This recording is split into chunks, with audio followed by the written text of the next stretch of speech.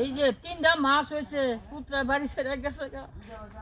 কত মানুষের কত কিছু খাওয়াইলাম, হরফি কলা দিলাম, ক্ষেতের ধান বেচা ঠেয়া দিলাম, চাইল সিদ্ধ কইরা চাইল দিলাম। আমার পুত্রেরা আর বিচারা ভাগ কইরা দিল না তারা। এই শীতের মাঝে পুত্রা কই ঘুমায় কই খায় নেই কিন্তু খেতা বালিশ। আমার পুত্রা আর পাইলাম না, মাঝে ভাগ করে দিল না।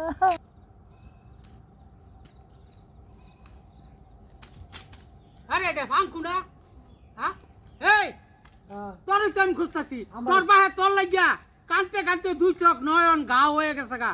হ্যাঁ খাওয়া পানি ছাইরা দিয়া আমার বগল বিয়ান নেওয়াইয়ে হজরত হয়ে সহল হয়ে। আরে শুনেন মিয়া, আমার কথা কে শুনেন।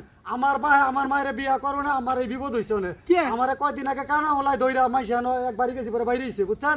ভাই যদি বিয়া না করতো আমিও দুনিয়া আরে পেলাম। তোর বাহে তো তোর বিচার অন্ধকার কানা হাজার বা হইছে আর তোর লয়ে ঘুরন লাগবো। তুই আমার লাগলা লালা উঠ উঠ। আরে মিয়া হে তো বিয়া কই আসিলি? আমারে দুনিয়া তাইনে বিপদ বালাইছে। আর ল ল যাই যাই দেই ল তোর বাহে আমারে নিয়ে না গো। আরে তুই আয় এই মুরব্বি ওরে বাবা ভাগ করে